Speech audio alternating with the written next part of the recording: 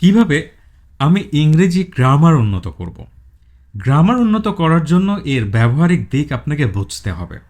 নিয়ম মুখস্থ করার পরিবর্তে সেগুলো লেখা এবং কথায় ইমপ্লিমেন্ট করার চেষ্টা করুন।